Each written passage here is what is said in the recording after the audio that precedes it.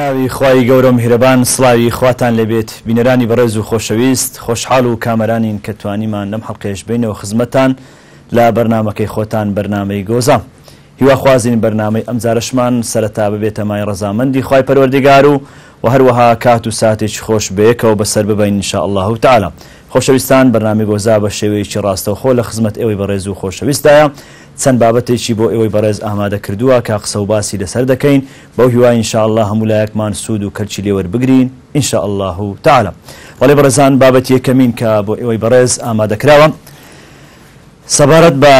توند و تیژەکان و هەروەها سەبارەت بە هۆکار و چارەسەر و توند و تیژی دیارە ئەزهەر لێکۆڵینەوەی کردووە لەسەر هۆکار و چارەسەرکردنی توندڕەوی.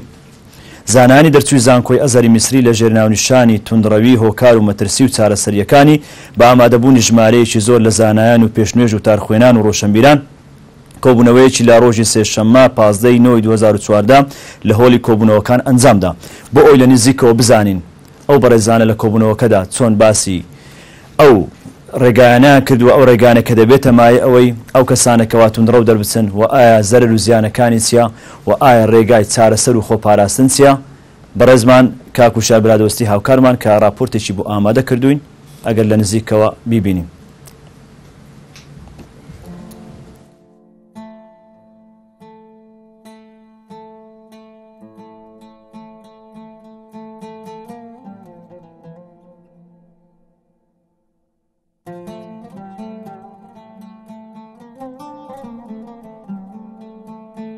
ئەزهەر لێکۆڵینەوە لە هۆکار و چارەسەرەکانی توندڕەوی دەکات.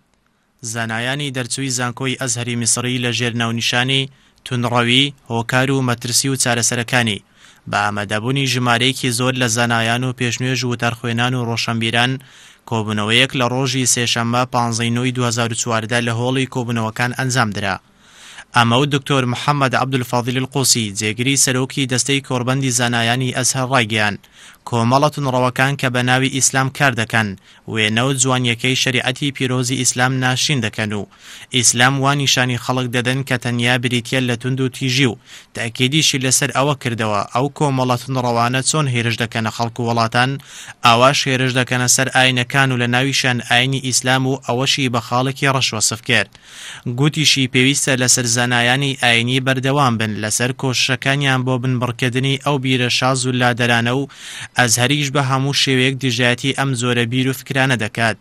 لە کۆتاییدا ئەو ئەندامەی دەستەی گەورە زانایانی ئەزهەر ڕایگەیاند مەترسیەکی گەورە لەسەر مسلمانان هەیە و ئیسلامیان بە ناڕێکی نیشانداوە و پێویستە ئیسلام و لێبوردەیەکەی ئیسلامی سەردەمی پێغەمبەرمان درودی خوای لەسەر بێت بڵاو بکەینەوە و بە خەڵکی ڕابگەێنین. لە لای خۆشیەوە دکتۆر قەسەبی زەڵەت ئەندامی دەستەی گەورە زانایان لە ئەزهەری شەریف گوتی خوای گەورە ویستویەتی هەموو خەڵک لەسەر یەک دین کۆبکەنەوە بەڵام ڕاشی گەیاندووە کە برایەتی لە نێوان مرۆڤەکان هەیە و کە بە یەکتریان دەبەستێتەوە و قورئانی پیرۆزیش بانگەواز دەکات بۆ ئاشتی و ئارامی و سوودگەیاندن بە مرۆڤەکان نەوەک ئاساردانیان چونکە ئازارگەیاندن بە مسلمانێکیان ئاماژە بۆکردنی بە ئامێرێکی مەترسیدار و ئاسن ئەوە ئەو کەسە دەخاتە ژێر لەعنەتی خودا و مەلایکەتەکان. هەروەکو زەڵەت سەرسوڕمانی خۆی لە هەڵە تێگەیشتنی هەندێک کەس ڕاگەیاند کەوا تێگەیشتن پەیوەندی نێوان مسلمان و غەیرە مسلمان بریتیە لە دوژمنایەتی و شەڕ کەسی جودایی لە بیر و باوەڕدا خوای گەورە وای دروست کردوین و فەرمانیشی پێ نەکردوین بەلادانی شیرک و لە ناوبردنی کافرەکان و لە بیرکردنی هاوپەیمانی لەگەڵ غەیرە مسلمانەکان و گوتی بە غەریبی دەبینم لەلایەن ئەم گروپانەوە ئاەتی ئاشتی و سەلام ڕەشکراونەتەوە و لادراون دەبێت لەمە دو هەڵە تێگەیشتنەکان ڕاست بکەینەوە و ئیسلام و ئاشتیەکەی بەڵاو بکەینەوە. بەرپرسی پێشوو لە کۆمەڵەی ئیسلامی دکتۆر نازی ئیبراهیم ڕایگەیاند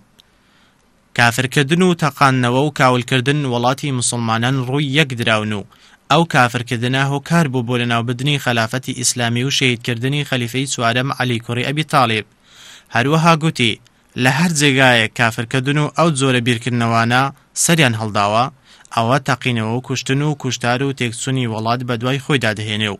هەر بەم شێوەی ئێستاش خەواریزەکان بە کافرکردن کۆتاییان بە خەلافەتی ئیسلامی هێنا. ئەمڕۆژ بە هەمان شێوە خەڵکی مسلمان و پارێزەرانی پیرۆزیەکانی مسلمانان تووشی هەمان بەڵاوبوونەتەوە و بە درێژایی مێزووی ئیسلامیش هیچ کۆمەڵەیەک لە کافرکردن و کوشتن و کوشتار بە شێوەی کۆمەڵەی تونڕەوی داعش پەیدا نەبووە و ئەوان مرۆڤ تەنها لەسەر ڕەگەزنامە دەکوژن و کاری ڕۆژانەی بۆتە کوشتن کەچی بنچینەکانی ئاینی پیرۆزی ئیسلام برێتیا لە ڕەحم و سۆز و لێبوردەی. لە کۆتاییدا نازح ئیبراهیم ئاماژەی بۆ کرد کە خوای میهرەبان پرسیار لە مرۆڤ ناکات چەند خەڵکت کافر کرد، بەڵام پرسیاری لێدەکا و پاداشی دەداتەوە لەسەر ژمارەی ئەو کەسانی بانگی کردوون بۆ لای ڕێنمووی کردن و خۆشەویستی پەروەردیگاری فێر کردوون.